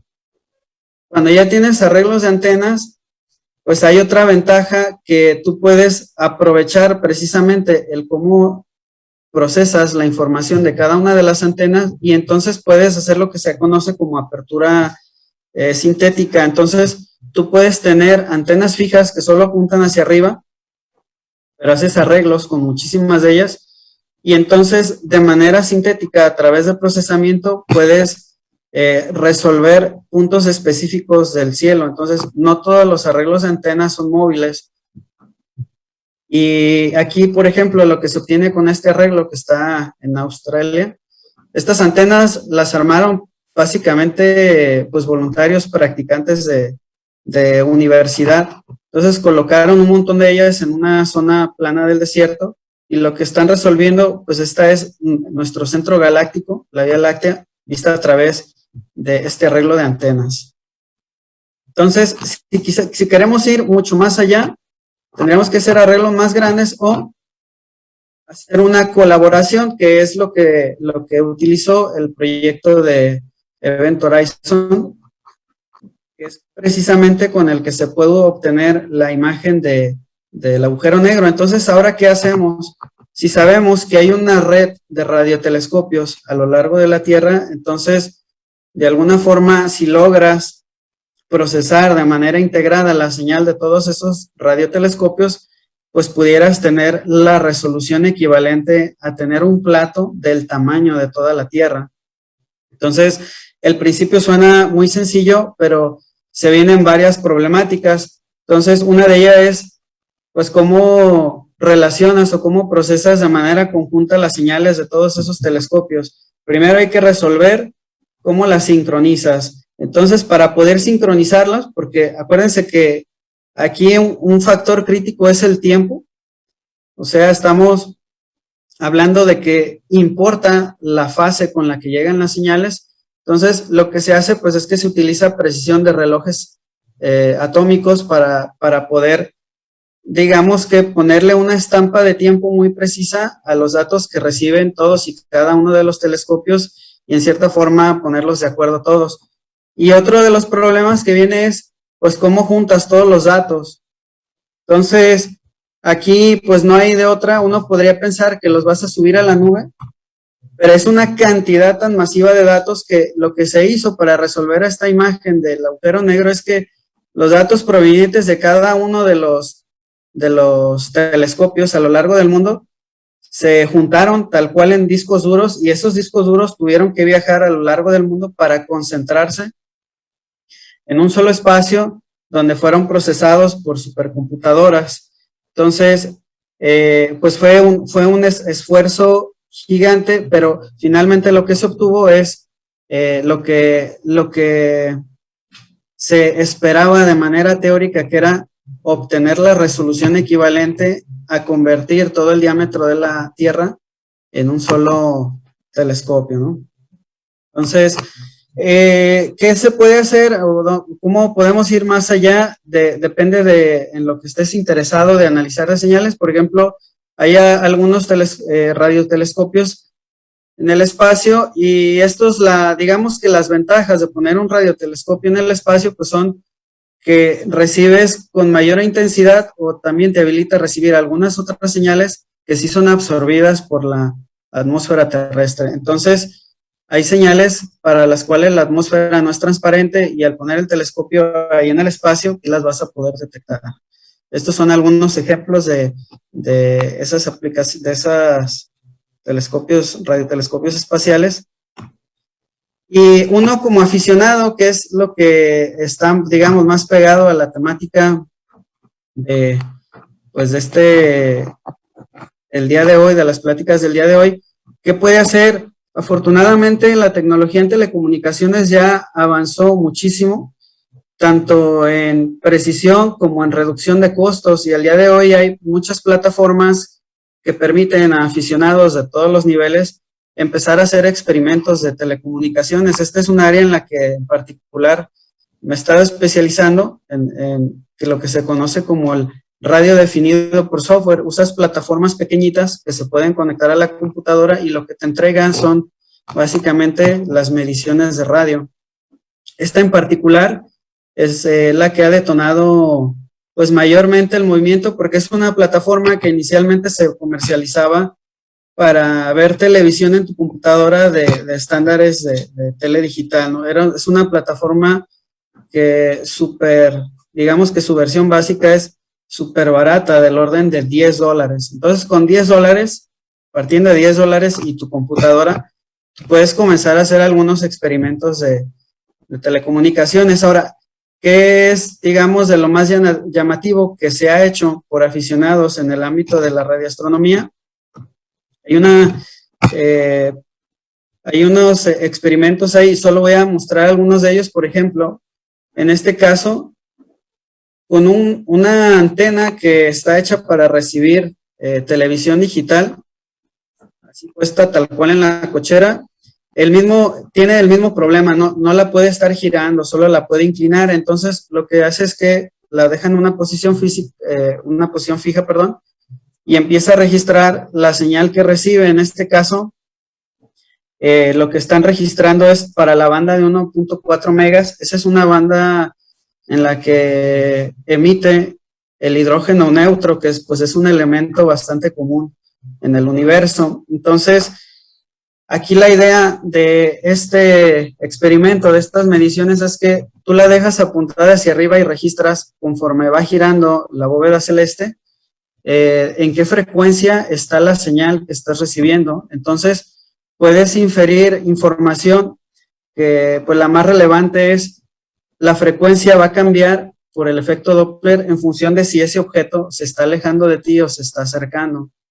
Sabemos que los objetos más lejanos pues se están alejando de manera acelerada, entonces su frecuencia va a tender a verse pues más baja. Entonces, esta persona hizo un registro y lo pasó a una imagen, lo superpuso a los objetos celestes que están ahí y formó una imagen que lo que nos representaría es, para esa región del cielo, cada una de los, digamos, de los elementos que están ahí, si se están acercando o se están alejando más a la Tierra. Los elementos que están experimentando frecuencia más baja se están alejando y los elementos con frecuencia más alta se están acercando a nosotros. Entonces, ligado a lo que decía José hace rato en su charla, los instrumentos de hoy en día permiten que con presupuestos relativamente bajos uno pueda obtener información que pues hace algunas décadas era prácticamente imposible pensar, incluso si nos vamos varias décadas atrás, para los profesionales, ¿no? Entonces, cierro mi plática con este tema. Espero que les haya servido para entender un poquito cómo está ligado estas dos áreas, las telecomunicaciones con la formación de imágenes, y también comprender esta herramienta de la radioastronomía que ha sido elemental en el entendimiento de nuestro universo y como herramienta también para darnos información que antes, pues a la que antes no teníamos acceso. Muchas gracias.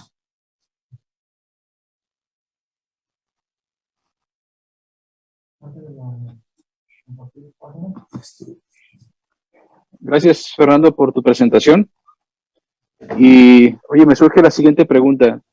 En relación con las prácticas que también los demás conferencistas nos compartieron, ¿es necesario ser especialista en comunicaciones para entender las técnicas que deben de aplicarse en el esquema de filtrado, por ejemplo, para tener estas buenas fotografías? ¿O ya existe software, ya existen herramientas como para que uno las pueda obviar y está al alcance de cualquiera? Ya existe muchísimo software. que permite a personas, digamos que inclusive que no sean de educación en el ámbito de ingeniería, empezar a experimentar con esto. Por ejemplo, sobre todo en la parte de radio definido por software, hay algunas personas aquí en México que están utilizándolo para hacer algo de radares pasivos, donde utilizas las señales de radares que ya hay aquí en el territorio y registras el ingreso de material o de bólidos a regiones cercanas a ti. Entonces, yo he visto inclusive personas que les gusta la astrofotografía, pero que están completamente ajenas a la ingeniería, que están dedicándose a eso. Entonces, sí hay mucho material y el software hoy en día es súper amigable para hacerlo. Se puede empezar. Ahora, si uno tiene algo de bases sobre procesamiento digital de señales, pues la curva de aprendizaje va a ser muchísimo más suave. Okay. Pues muchas gracias por la presentación nuevamente, Fernando. Ya te compartiremos la constancia por esta ponencia y espero que también podamos contar contigo más adelante para retomar este tema. Claro que sí, con gusto. Muchas gracias. Muy bien. Pues quiero compartirles a nuestro auditorio, a quienes están escuchando, que, bueno, a las pertenecientes a esta comunidad, que además de Fernando hay otros colegas, otros trabajadores de la unidad que también son aficionados a la radioastronomía y a la astrofotografía, y entonces pueden encontrar, acercándose aquí con ellos, pues eco y seguramente apoyo para poder adentrarse en estos temas. También aprovecho para recordarles que hoy a las 9 de la noche hay un evento con Guillermo Cervantes donde va a haber una observación astronómica donde se estará transmitiendo precisamente lo que puede ser observado a través de un telescopio. Y estén pendientes porque también hemos en otras ocasiones traído telescopios aquí a Sinvestad Guadalajara y hacemos noches de observación, que seguramente estaremos retomando más adelante. Bueno, pues con esta plática cerramos este ciclo de ponencias de astrofotografía en México.